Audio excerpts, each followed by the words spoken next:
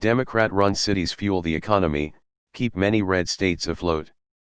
Let's also point this out, the only Democrat-run cities that Trump and conservatives attack as being cesspools of crime and violence are the ones that symbolize progressive leftism in blue states.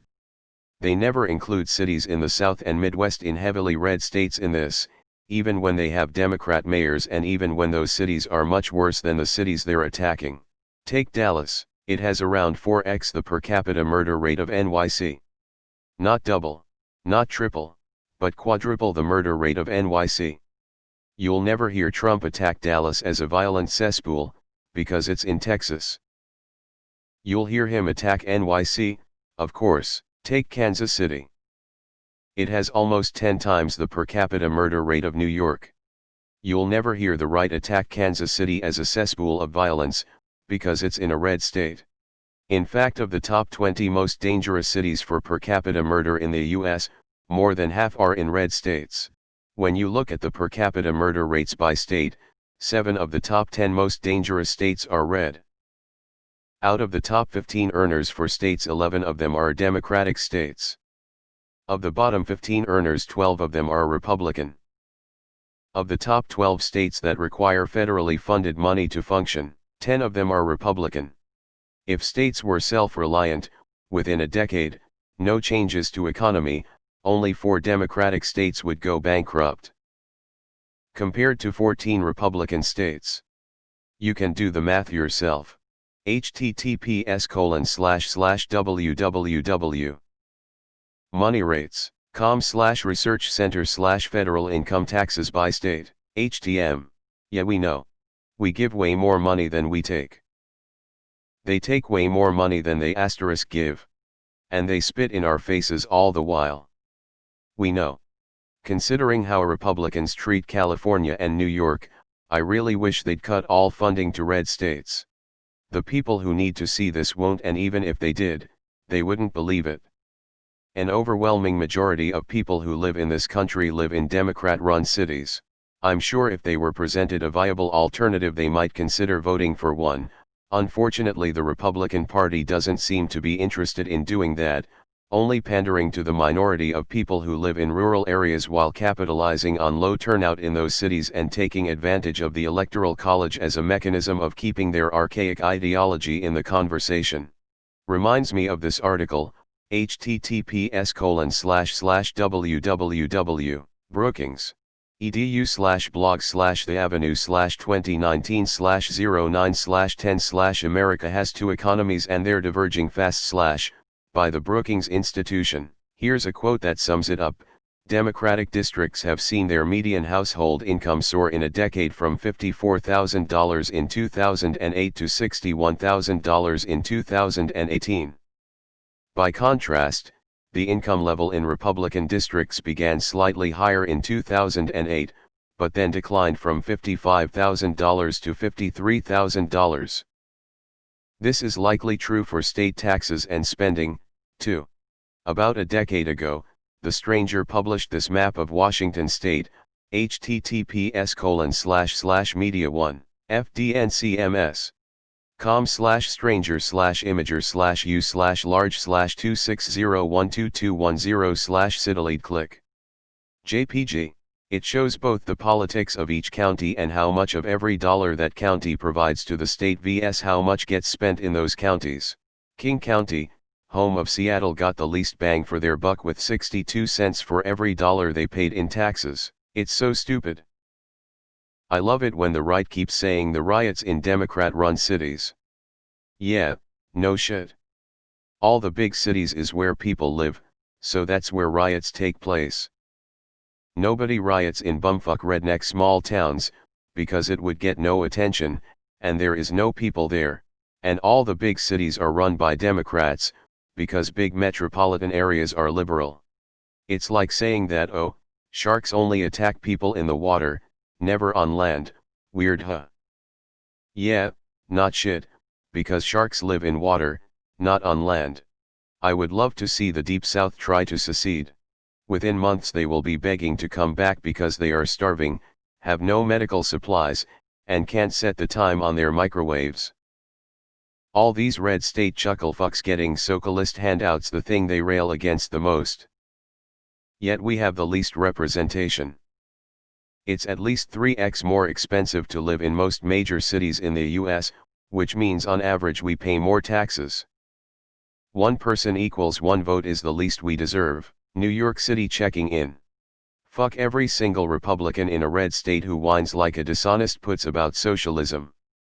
I want my tax dollars back, you fucking thieves. You know, for years I lived in one of the bluest counties of a very red state in the Southwest. Then I moved to its rural area for work. I was not shocked that rural areas was full of people who complained that the blue county never listened to them.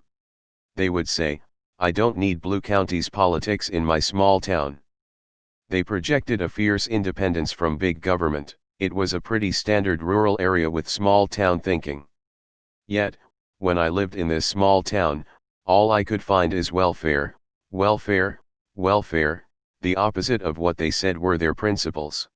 The schools relied on state tax dollars to recruit and retain teachers. The small businesses got bailed out multiple times, once during the first recession and again this year.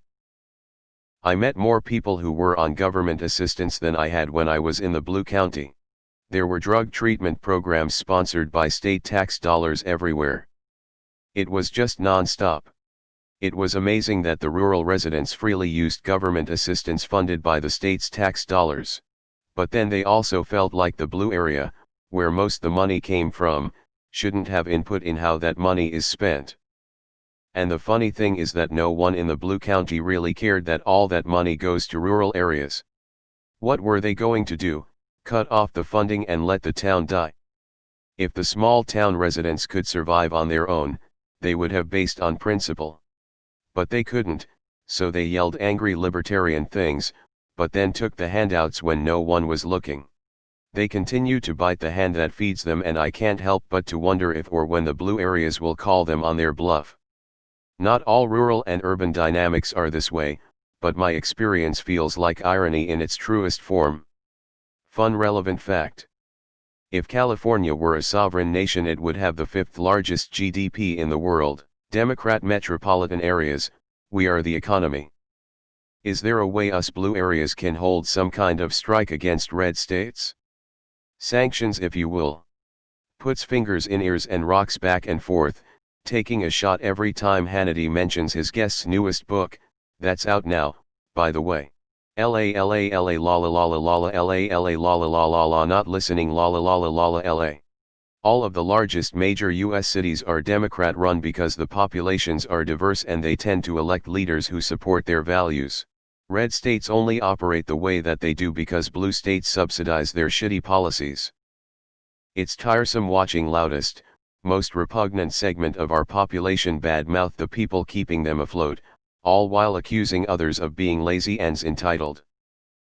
I'd vote for anyone running to defund red state America.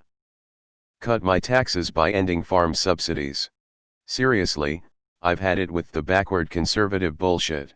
The stupid assholes are pissed about funding schools without Jesus, and food stamps. Well, fuck corn, ethanol, and soybeans. And most of all, fuck red states and the GOP. Democrats are America. Republicans just happen to sit on the most dirt. You even see this within a state, where there are areas of almost extreme prosperity, think Colorado's Front Range vs the Western Slope, and then you drive a little ways out and the story inverts itself. There is a certain level of laziness and malaise in these rural areas that needs addressing fast. It isn't just that our labor is more expensive, which I readily agree it is that our labor isn't noticeably better for the money. There are some exceptions to this rule, like Boeing jets built by the union workers in Washington are of noticeably higher quality than the ones built in the Southeast. The quality difference is so steep that airlines don't want the 787s built in South Carolina. There have been so many quality problems airlines have had to contend with. https://www. New York Times. com/2019/04/20/business/Boeing Dreamliner production problems, HTML, https://www. New York Times. com/2019/04/20/business/Boeing Dreamliner production problems, HTML. https://www. New York Times. com/2020/09/08/business/Boeing 787 Dreamliner. HTML, https://www. New York Times. com/2020/09/08/business/Boeing 787 Dreamliner. HTML. Well, look, ideally it is a good thing that the 787 can be built in SC, there are people there that really need the jobs and it can reinvigorate the area. I think when this happens, the employer should be compelled to pay the same rate as they do their union workers out west. Those guys are expensive for a reason, lives are very literally on the line.